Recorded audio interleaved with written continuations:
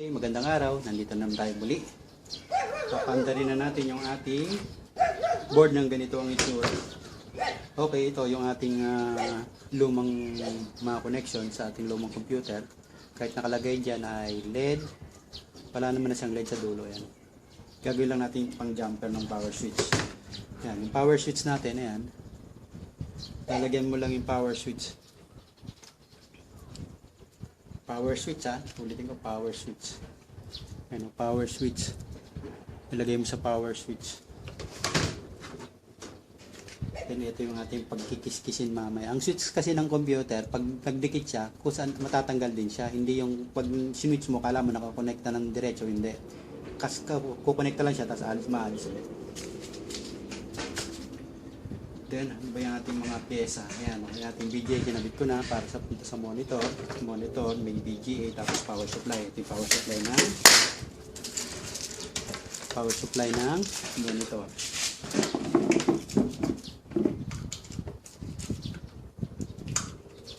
Okay.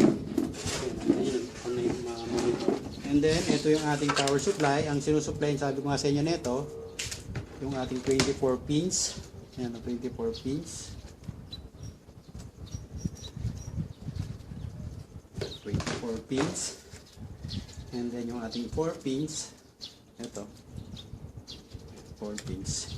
Sabi nga sa inyo, dalawa man yan, hindi yan magkakabaliktad kasi hindi siya papasok. Ito pumasok to. Ito pumasok. Pero yung isa pumasok, papasok kaya. Ano lang. Hindi siya papasok. Huwag niyo ipipili pag hindi papasok. Hindi siya papasok. Ito papasok ito yung lock. Ito yung nakakabit na yung ating processor pan. Yan, titingnan nyo, paandar natin walang memory. Ayan o, walang memory. Ayan o, walang memory. Papaandarin natin walang memory. Titingnan natin kung ano magiging reaksyon ng ating computer without memory. Kasi kung sira ang memory mo, ganito ang magiging experience mo sa computer mo. Okay?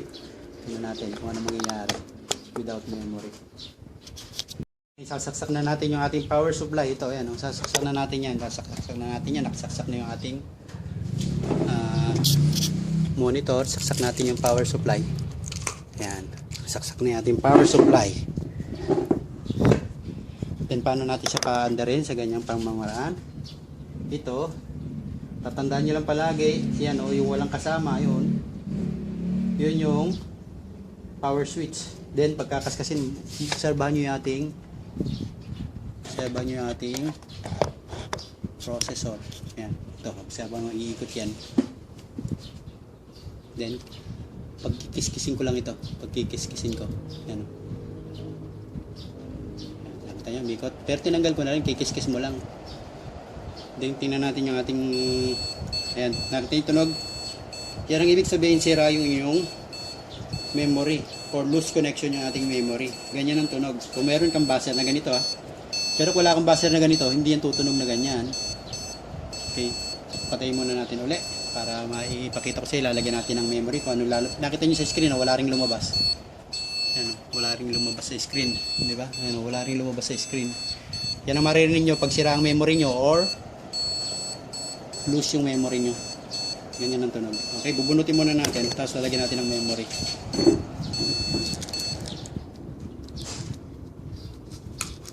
Ayan. Lalagyan natin ulit siya ng memory.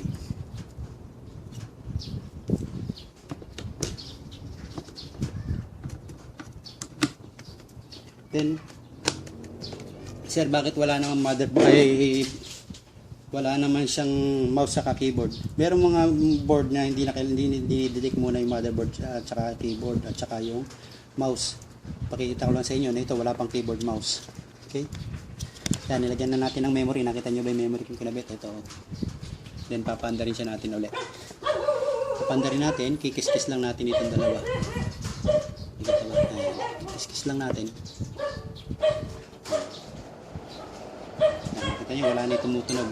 Ayan, tut, umano lang siya. Yun ang ibig sabihin buo. Ayan, nakita nyo rin yung ating monitor. Ayan, nagkaroon siya ng mga sulat-sulat ng processor. Ayan, CPU 3.3 GHz, i3. Ayan, nakita nyo. Pero nasabi new CPU installed, please enter. Ayan. Wala kasi siyang hard disk tsaka keyboard mouse, kaya dapat lagyan natin. Okay, lalagyan natin ng keyboard mouse naman. Ayan, so, isa-isa lang para makita nyo kung ano nagiging problema kapag ka ganyang setup. Yan, ilalagay na natin yung hard disk tsaka yung ating, ayun yung hard disk natin. So, ayan, hard disk natin, ayan, hard disk, tapos nilagyan ko na rin ng USB keyboard mouse. Sabi, ayan, keyboard mouse USB, tapos yun yung ating keyboard. Nakita yan, ating keyboard, ito yung ating mouse. Ayan. Then, yung pagsusupply ng ating keyboard mouse, ay ng ating hard disk yan, hindi ka rin magkakabaliktad yan. Hindi kasi papasok yan kung baliktad. Ano? May sakit din siya. May ngipin siya. Then, yung ating connector papunta sa motherboard. Then, pipiliin mo ito kahit alin dito. Ano? Kahit alin dito sa apat na to, pwede. Pero kung maaari, piliin mo yung 1. Natin mo yung una. Tapos lagay natin sa ating, hindi rin ka magkakabaliktad dito kasi ito meron ding lock. Ayan o, lock. Then saksak na natin uli, tingnan natin kung anong mangyayari dun sa ating monitor, kung lalabas na ba sa pamagitan ng ganyang setup. Okay,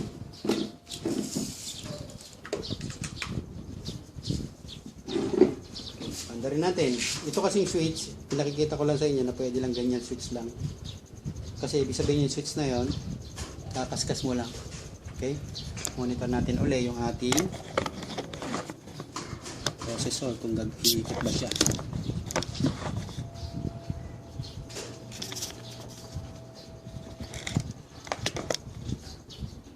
Then kakaskas ko siya uli. Yan, kita nyo. Kaskas ko na siya. Then pagkakaskas mo, stop na. Isang kaskas lang, yun. Tumunog yung ating then ayan, nakita nyo, nagkaroon na siya detected ATI, yung ating hard disk na detect na niya. Na-detect na yung hard disk yan, nag-start up na siya. Start up.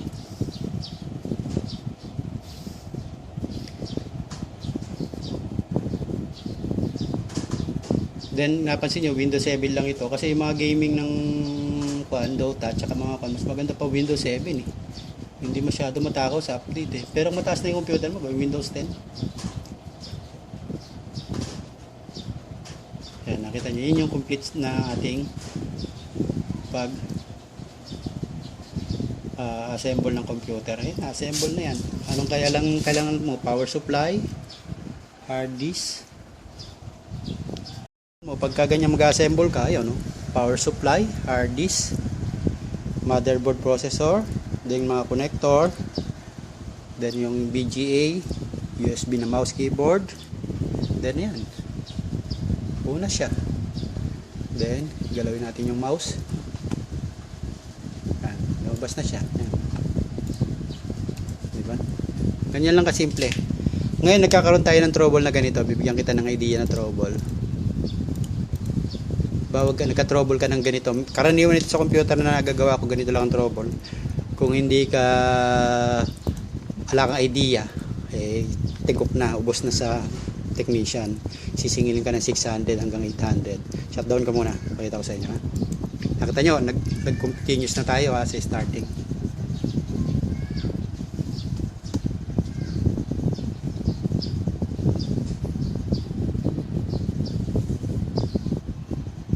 Okay, sinutay ko na siya. Then makikita nyo yan, bubunutin ko yung memory nya. Yan, bubunutin natin yung memory. Then titingnan natin kung ano magiging tutunog niya ulit. Nakita nyo, halimbawa sira yung memory mo, ano magiging mararamdaman mo pag sira ni memory, lalo't meron kang ganyang buzzer. Pero kung wala kang buzzer, pakikita ko sa inyo mamaya, tatanggalin natin yung buzzer, may tutunog ba? Siyempre wala, yung tumutunog eh. Okay, ikakaskas natin muna uli yung power. Yan, nakita nyo, kinaskas ko uli yung power. Tingnan yung memory, yung monitor, wala. Ano, pero yung ating tumunog, yung ating buzzer. Then itong buzzer nito ang tumutunog lang, oh, ayan, oh, wala ni buzzer. Ibig Ibig sabihin, kung wala kang buzzer, wala kang maririnig na tunog na ganyan. Ibig sabihin, ang sira ng computer mo, pagka tumunog na gano'n, kung meron pong buzzer, yung memory. Paano gagawin mo sa memory? Kuskusin mo lang yung terminal. Pakita ko sa inyo. Teka, patay muna natin para huwag masira.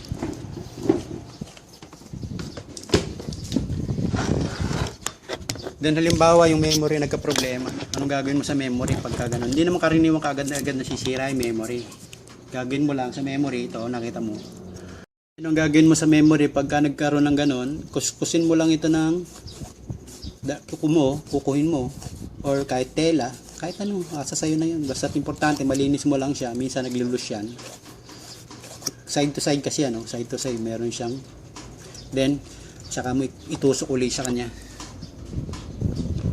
Then tatandaan nyo, itong ipin na to dapat nakatapat. Kung hindi tutusok yan, ano, hindi tutusok yan kung hindi nakatapat sa ipin, ano. Kasi may malayo. Iikot mo lang siya, ano, ano, tatapat na yung ipin niya.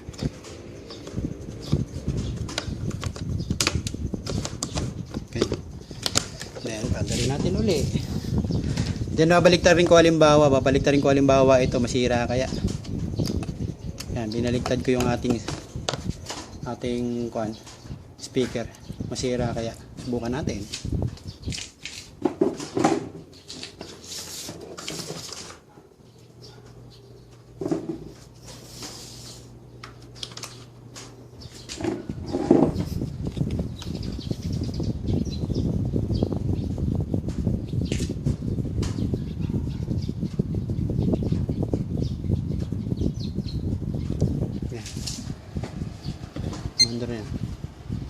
Then, kahit baliktad, tumunog yung ating speaker.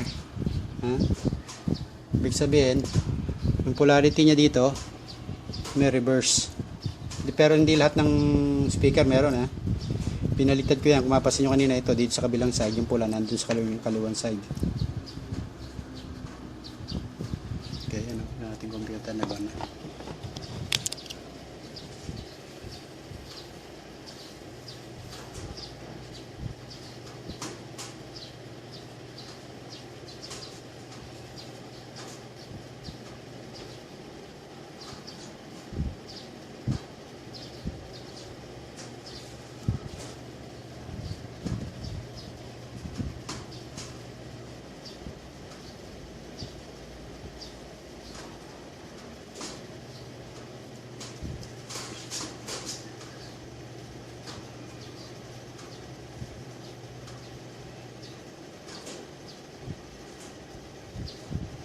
Okay. Yan. Ganun lang kasimple. Anong kailangan natin? Hard disk, power supply, processor, motherboard, and then ano pa? Connector, mga connector, sa keyboard, mouse. Yan. Pwede ka nang bumuo ng sarili mong computer. Kasi sa iyo na kung anong gusto mo spec ang gusto mong bilhin. Ang uunahin mo palagi kong sinasabi sa iyo, yung motherboard at processor. Motherboard, processor kasi yun ang match. Tapos yung memory mo, kung DDR4 na memory bibilin mo. Then power supply, didepende na sa dami mong gagamitan. Halimbawa, meron kang DVD, dalawang hard disk mo, may video card ka, didepende na yan. May specification ang tawag doon. Okay? For the meantime, hanggang dito na lang muli tayo at tayo magpapatuloy sa masusunod na araw. Salamat and God bless us all. Thank you.